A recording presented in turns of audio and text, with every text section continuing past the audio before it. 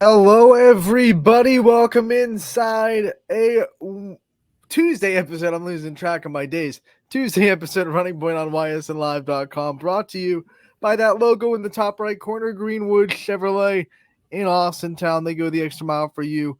We do the same here on this show every single day. We have a good one planned. It's soccer fans today. You're going to love it. You're going to love this show. We have two of our soccer experts that have been killing it in soccer coverage. Luke Davis is right there. CJ Bako that might be having some issues. He just popped out for a minute. But Luke, thanks for coming on, buddy. Of course, thank you so much for having me. You got it. Let's talk about some soccer. You know, you are a former Salem soccer player. So let's first talk about Salem and kind of some of the things you've been seeing. I know I interviewed Camden earlier this year, Camden Sampson, one of their many senior captains. Salem has been putting together a really strong season. What have you seen from Salem? We'll start with the boys side, then we'll go to the girls side. Yeah, I mean, so far we've been playing very well. I think our defense really captivates everything. Led by junior goalkeeper Colin Risen. He's a big part of our success, not letting in many goals this year. And then on the other side, the attacking part, Lance Bailey, a player to watch this year, has been playing very well, along with also Cade Pasco. He's been one of our speedier guys. He puts a big difference on our offense. When you think of things that Salem does so well, and they've been doing well for a while, we'll bring CJ back in. What are some keys to their success? Obviously, you just went through some really key players, but they've had continued success over the last several years. What do you think is in that program that is allowing them to succeed year after year after year? I mean, I think a lot of it's just the mentality we have of to get on teams quickly, able to keep the pressure high, as well as our coaching staff. They are very relentless in our trainings. They make sure that we are ready to go in, day out, and our focus is just next game ahead. All right, let's switch over to the girls' side, Luke. Obviously, we have to start with talking about Riley Hutton, who just broke Mm-hmm. the program record for goals in her career, 108 in counting. Actually, she just had five for the weekend, so I think it's at like 113 and counting 113. now. Um, what makes Riley so hard to defend? Obviously, other than her unbelievable speed that we all know about. I mean, other than her speed, I think it's also just her teammates making sure to find passes for her. Riley makes exceptional runs all the time, but at the same time also able to check into the game, receive the ball, play it, distribute. Just she's always moving off the ball. Yeah, and you know Salem, they haven't had all the results they've won on the girls' side this year yet, but they're still finding ways to grow every game. It seems like they're getting better and better. What have you seen from the Salem girls team that makes you confident, despite not have all the results they want so far, that they can still make a run deep in the tournament like they usually do? I mean, I think a lot of it is also their youth they have. They have a lot of great sophomores, few juniors on there who are able to contribute just as much, and I think they'll be able to kind of pull the team together later in the season and just give them a little advantage and jump in that boost. All right, we bring CJ Bako into the conversation. He's been covering soccer for us like crazy. CJ, I want to talk to you about the games you were at last night, Champions Senior Night. You said 15 seniors between the boys and the girls. There are a lot of seniors on the Champions program, but the girls' side had a milestone as well as Taylor Kuhn broke the record for career assists for Champions. She's been an amazing player. She also scored 5 goals, one of the best we have in the YSN family. CJ, what have you seen from the champion side? We'll start with the boys and what they do well and some of the things that leads to their success. Well, the boys, they have a lot of speed on defense. They play a four-back set, and it really helps because they have the two players that stand out to me the most would be Jake Andretta, the center back, and then Caden Thomas, the center back for champion. There's a lot of times a team that they go up against will just try to dump and run and play through balls down the side, and that does not work against champions defense because of the speed that they have back there. So, and then up front, they have a very talented midfielder. He might even be a winger, Aiden Wright. Possesses the ball very well, looks, distributes. Is a great dribbler on the ball. And I think in the game last night, he had a 1 goal and 2 assists. So as they won 5-0 over Brookfield last night. So Taylor Kuhn had a big night on the girls' side. We'll hear from her later in the show. We have a player profile in the can that we're going to play on the show live a little bit later. We've seen Taylor as a great player for years. It's not just a breakout season for her. CJ, you've had the chance to call a couple of her games already this season. What makes her such a great soccer player? Well, I mean, it's just the understanding and fundamentals. I mean, frankly, one, she does have great speed off the ball. It's hard for a lot of people to counteract that. But it's just she's one of like the smartest soccer players I've ever seen personally. Just knows when to pass. While she is a good dribbler, she doesn't always go to that. And she's really unpredictable, which actually what makes her so good. She can beat you with skill. She can beat you with passing, and it's just tough. She usually likes to bend down the sideline, and from there she can beat you in a number of ways, whether dribbling into the center or crossing it. So really, just her being unpredictable in a lot of different aspects of the game is what makes her so good as a player. You talk about the passing, and she obviously got the career assist record last night. How good of a passer is she? I mean, like let's put it in the able to watch like 1 to 10. How good of a passer are we talking for Taylor Kuhn? I don't like to give anyone a perfect rating, but I mean she's pretty close. I mean she possesses great vision. I mean I'd give her about like an 8-9 maybe, but she's just constantly looking for her teammates. Even though she scored 5 yesterday, there's probably a couple more assists she could have. She likes to cross like down the wing as well. But yeah, no, she's constantly looking for throughs, and she's really runs a lot of give and goes with her teammates, and she has really nice vision. So CJ is stingy with the perfect tens. Won't give it out to people. You gotta be awesome to get a perfect 10. Guys, I want to take this back to a broad thing. We'll go to the boys' side. Some of the teams that have been playing so well this season. We'll start with Warren JFK. 6-0-2. Last week, the big win over Cardinal Mooney for the first time in a long time. Luke, we'll start with you. What kind of things have you seen from Warren JFK this year? I mean, I think so far they've been playing very well. Obviously, Mooney, one of the better teams in our area, but to be the best, you have to beat the best. And I think that's exactly what they did against Mooney. Nick Ryan's been playing very well recently. I'm very impressed by him. And CJ, I think you were on the call for that Mooney game. I was. What kind of momentum can that give a team? I mean, they hadn't beaten Mooney in so long. They get that win, and they're still undefeated on the season. They do have 2 draws, but they're 6-0-2. What kind of momentum do you think that gives the Eagles? Oh, I mean, it's huge to get that win. Probably the toughest team they're going to face. I mean, they got United left, which is probably it's going to be a good game, but that's probably the toughest team they're going to face in their entire schedule. And for them to come out, it was a very close game throughout. There's only 1-0 at half. Goal coming off of actually like a 40-yard set piece from Littler, I think right back of the Eagles. He just kind of kicked the ball up, and the Eagles crashed the box. And that scared the goalkeeper, actually, from Mooney. He kind of panicked, and the ball just went over his head completely untouched. So it was a goal, and they went into the half 1-0. And then the second half, Mooney came out, tied it, and then the Eagles got another goal from Nick Ryan with about, I think, 20 minutes left in the game to make it 2-1. Then with 10 minutes left in the game, pretty sure Alvarez from Mooney got another goal back to make it 2-2. And then with 3 minutes left in the game, off of a corner kick from Littler, there's a ball bouncing at the top of the box, and Luke Rapika came in, and on the volley, one of the nicest shots I've seen this season by far, hits the ball on the volley, upper 90s, nothing the keeper could do, and they ended up winning that game 3-2. So very good game. All right, let's move on to the team they beat. Mooney is still a power in this area, and you can't take no credit away from that. 4-1-3 on the season. Mooney's always good. Like, Mooney's always going to make a deep run in the tournament. What kind of things do you guys think make Mooney consistent? We'll start with CJ first, and we'll go to Luke this time.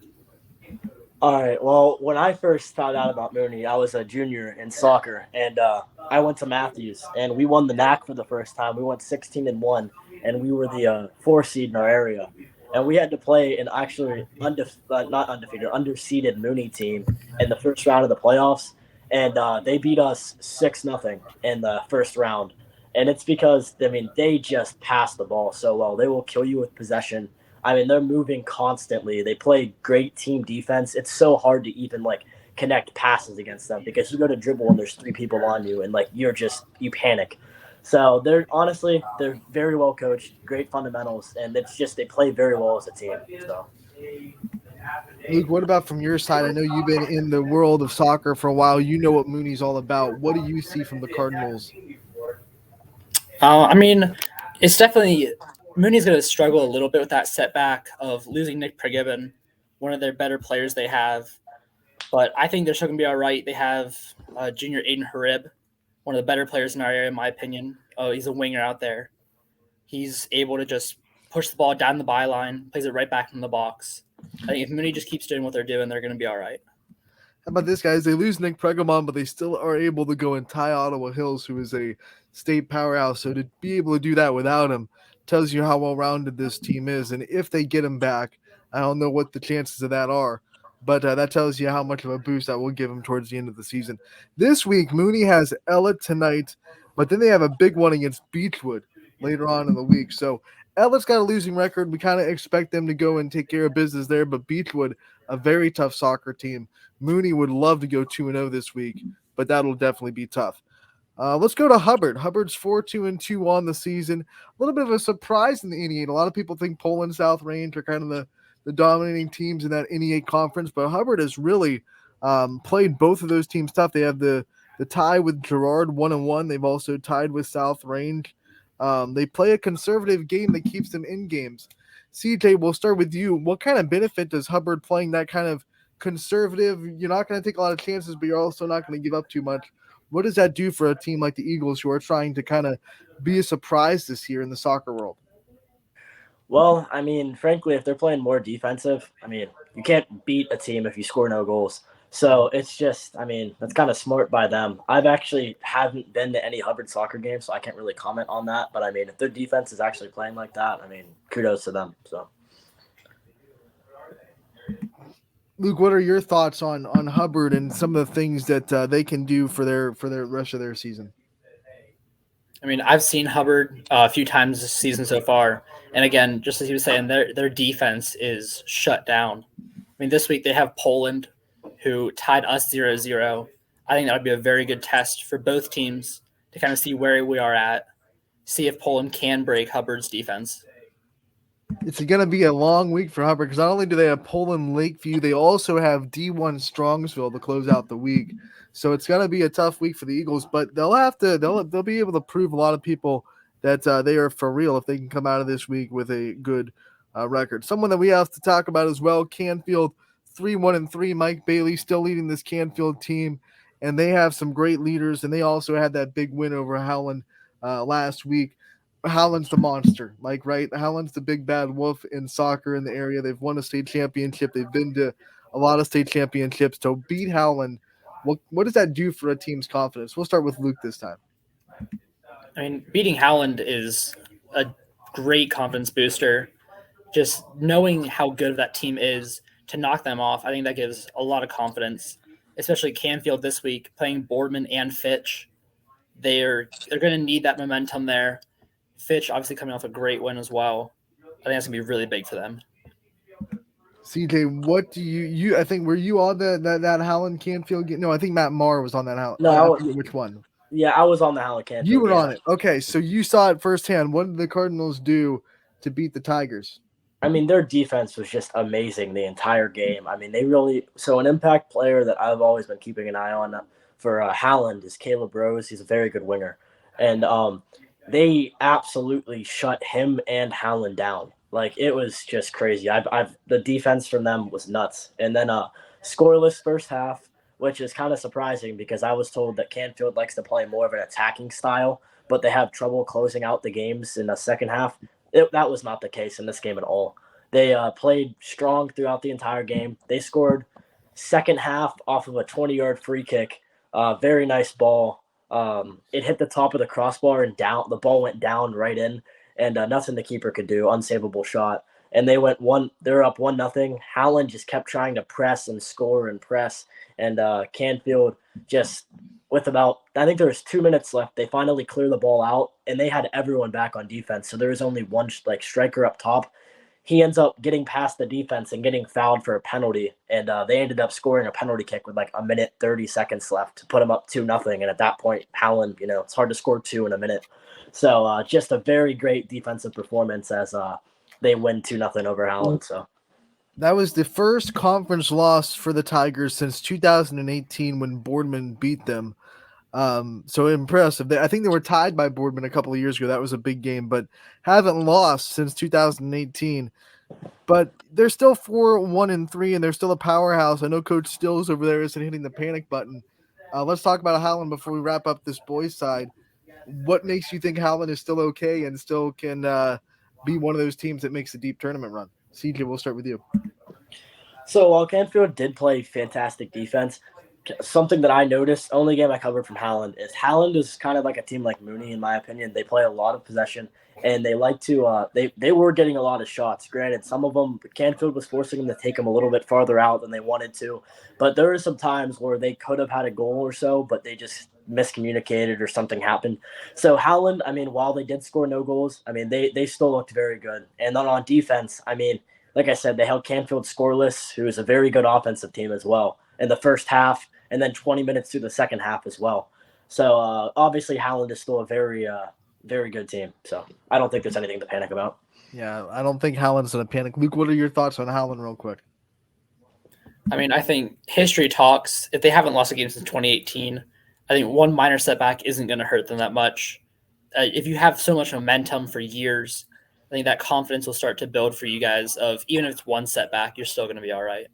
All right, let's venture over to the girls' side of soccer and talk about some of these teams that have played so well. We'll start with the Canfield girls, 7-0-1. They have what we think might be the best girls' soccer player, maybe the best soccer player in the area in Macy Toporser. What a great talent. Luke, you're nodding, you know it. We'll start with you. You've seen Macy play. She's going to go to Purdue Fort Wayne. She's going to be a Division I talent. What makes her so good? I think she's overall one of the best player in the area. I think just her ability to move the ball, play off the ball. Obviously, we saw it against Salem. She just did everything for that Canfield offense, put pressure on everyone. I think that she really changed the game when she plays against Salem, or anyone for that matter. CJ, what about you? What are your thoughts on Macy? I actually haven't been able to go to a Canfield girls soccer game, unfortunately, but I constantly see in the group chat like how she's going off every single game. So all I know is like I can't really comment too much on it, but for a player to be that dominant, she has to be doing a lot of things well. So don't forget they also have another D1 commit on their team in Hannah Wahib, who is going to go to Youngstown State to play soccer. So those two will be rivals in college, with Purdue Fort Wayne and Youngstown State both being in the Horizon League, but they're teammates now, and they're trying to complete a very impressive season, 7-0-1 on the year. Another 7-win team that is undefeated, West Branch. West Branch has Chloe Dennison. West Branch has a lot of power. They obviously have Sophia Gregory, who we all know from the basketball court, but is also a very good athlete on the soccer field. Luke, I know it hurts to talk about West Branch, but we got to do it because their girls are just so good. What do you see out of the West Branch girls this year? Well, you were touching on that 7-0-2. If I'm not mistaken, I believe they lost last night to Louisville. Right. I remember seeing that. The record I was looking at hadn't been updated from last night, but they did lose 2-1 to Louisville. Good catch. Mm-hmm. But still, their defense is phenomenal. They have Zoe Sanders in goal. She's one of the best in the area. I think only 9 goals conceded all year.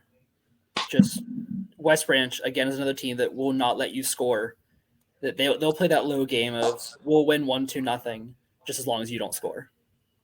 Zoe Sanders also has the program record for career shutouts with 20 and counting now.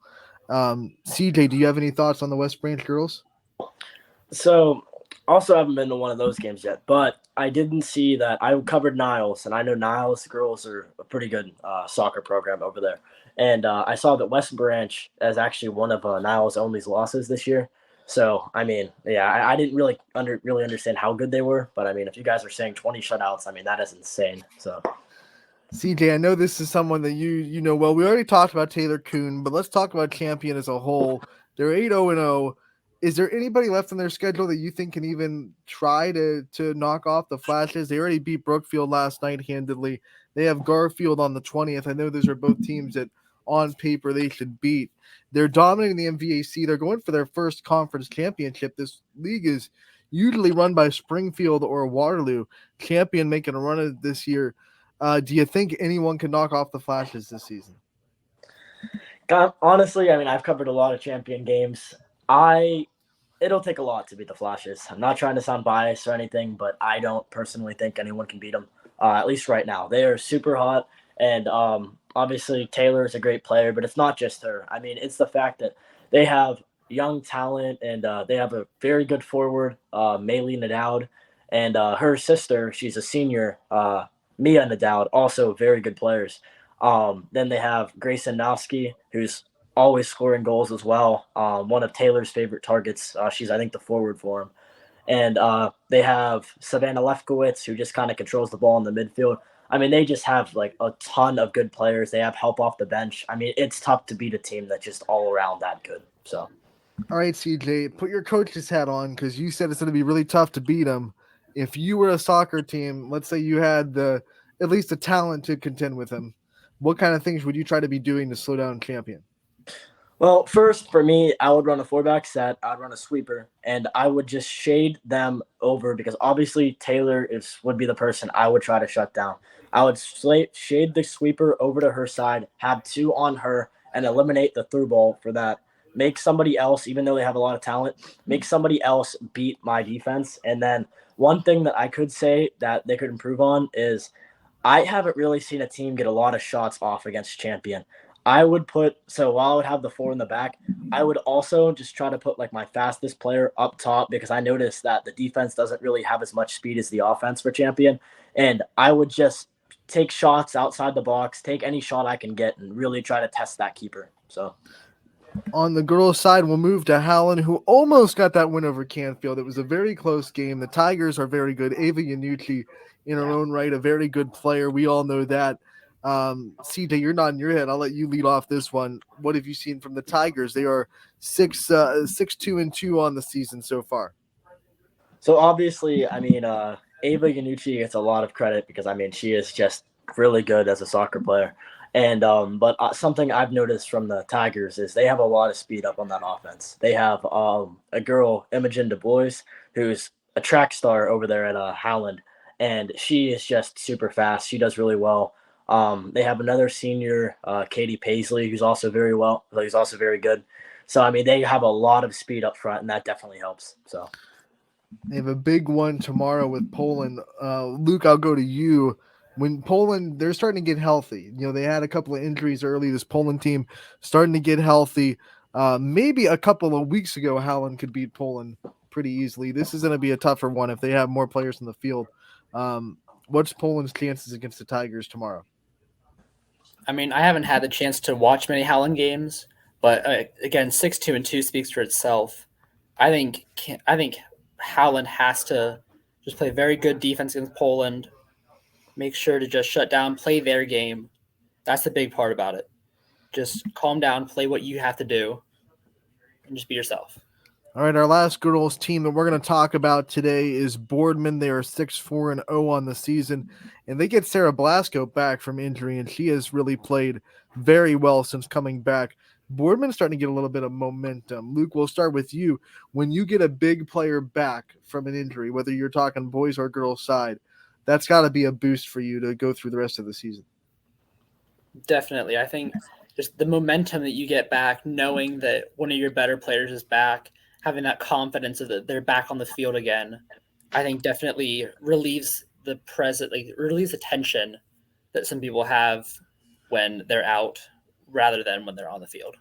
And you can see that in their last 3 games, they're on a 3-game winning streak, and they've beaten teams by a combined 11 goals. They are on a run. This week they have Canfield last night. Canfield beat them, but they have Harding tomorrow. Harding a little bit more of a way that they can go 1-1. That's a team that Boardman has historically beaten. So what do you think? You know, you have to bounce back from a tough loss to a very good Canfield team, of course. How do you do that? How do you keep going if you're Boardman? CJ, will go to you. So honestly, I mean, one loss obviously doesn't define a season, especially if they're playing so well. Like I was saying, my junior year when we went 16-1, we actually started off that year with a loss the first game because we didn't have one of our star players. So I completely understand where Boardman's coming from, but I mean, if they can bounce back, keep going on a little bit of a hot streak here, they'll really start impressing some people. So Here's the key to that victory for Canfield. They outshot Boardman 25-2. But that being said, they only won 4-1. So Boardman obviously played some good defense in the net to stop Canfield from blowing that game out of the water.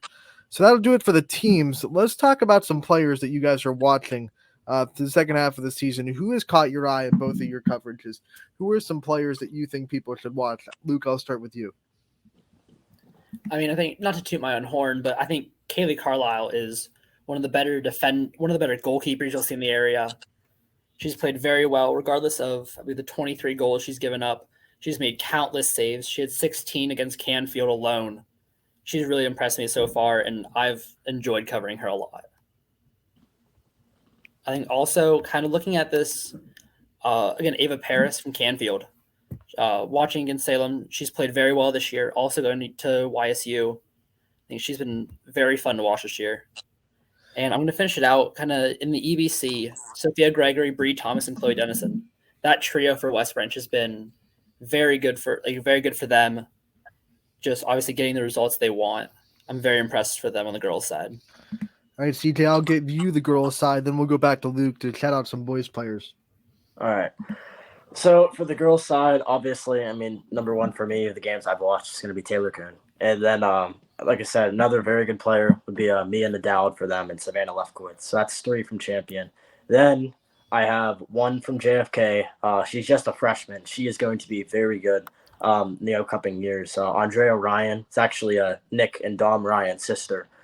She is very good. She is so fast. And she was giving Champion a lot of trouble. While the Champion won 2-1, I mean, Andrea probably had like 5 1v1s, but just her speed and skill alone, she is a very good soccer player. So, part of that Ryan family, that's all you need to know. We'll go back to the boys' side. Luke, who are some boys players that you're watching and you've been really impressed with? Kind of just looking all around the area, I think, Anthony, you and I were talking about earlier about SVA. You look at some of the top players in the area, Drew Snyder, Aiden Harib, Gage Sidoris, Anthony Ruggles, Ben Martinez. They all play on the same team for SVA. And I think they've all played very well this year. Just showing out in their own rights for their own teams, playing together, just getting the results they want. As well as, I think we have to talk about Maddox Andrea, one of the better D3 players we have in the area, obviously in the state as well. I've been really impressed by him. I actually had the privilege to play against him this year, and just watching him off the ball, on the ball, leading United to a very good season so far. I think they have a really good chance to go far in this playoffs as well. CJ, who are some boys that you're watching and you've been impressed with? So I also have a team that I'm also going to list 3 players from. It's going to be JFK from the boys' side. So obviously, number 1, I'm going to go with Nick Ryan, just very, very talented. Then we have their center mid, Luke Rapika, the one that actually hit that game-winning shot. I watched him against Champion, the home opener. I think he had 2 goals and 2 assists. He's constantly moving, constantly looking, very good player. And then someone that I feel like defense and goalkeepers don't really get that much recognition. But, I mean, I have to shout out Nico Siriano, I think is how you pronounce his name, the goalkeeper for JFK. He is so tough. There was times in that JFK Mooney game that I was watching that I would be like, oh, okay, Mooney's for sure going to have this goal. And he would just come out with just fantastic save after fantastic save. That guy is just so good in the net. So, all right, let's end this up with just some final thoughts about soccer going forward. Obviously, we have another half of the season to go. So, what do you think are the key to some of these teams that we've been talking about to finish strong and make deep tournament runs? What do you think are some things that teams should really have to do in these last couple of weeks? Since Luke's having a little bit of issue, we'll go to CJ. All right. Honestly, for the boys' side, I'm going to start out with, because I covered JFK the most, I'm going to start out with, while they haven't lost a game yet, and I don't think besides United, I don't think that there's going to be a team that has the talent that they do that can even pose a threat to them. can't get big-headed here. You got to finish out the season strong. And then especially what's going to be big for them is what I found out this year is Mooney moved up from D3 in the playoffs. So they're, I guess, the D2 team. So I honestly think that JFK is easily the best D3 team here in our area, at least. So I think that they can pose a big tournament run. Granted, everyone stays healthy. Everyone keeps playing the way they're doing. And for girls, let's see here. Who did I cover? Well, obviously, Champion, kind of the same thing. They're also undefeated as well. And as long as I feel like Lakeview is going to give them a challenge because obviously Lakeview 2-1 game. Well, no, 1-0 game. And then the JFK team could also, for the girls, is also pretty good, could give them a challenge. So Champion, while I think that they're really good, they're going to have a problem here in the playoffs once they get in the deeper rounds. But I think they'll be good games. So Can't sleep on Sophia Diorio and Mooney either in Division 3. They're still Division 3, right? Mooney girls? Mooney?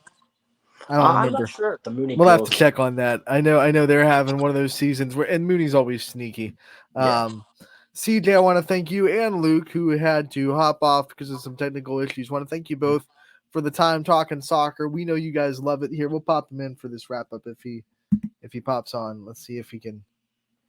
He's still got that circle of death. Oh, there he is. Yep, we got him. Right. So I want to thank you both for hopping There we on. go. This was fun. We're definitely going to do it again before the end of the soccer season. We'll come back on maybe before tournaments start and give like a season recap and give a tournament preview. This was so fun, you guys. Thank you both for the time, and we appreciate it. And I think you're both going to be calling soccer tonight, so enjoy the night, and make sure to tune in, you guys, to ysnlive.com/live for all the games. Boys, we'll see you soon. All right. I'll see you, Anthony. Yeah.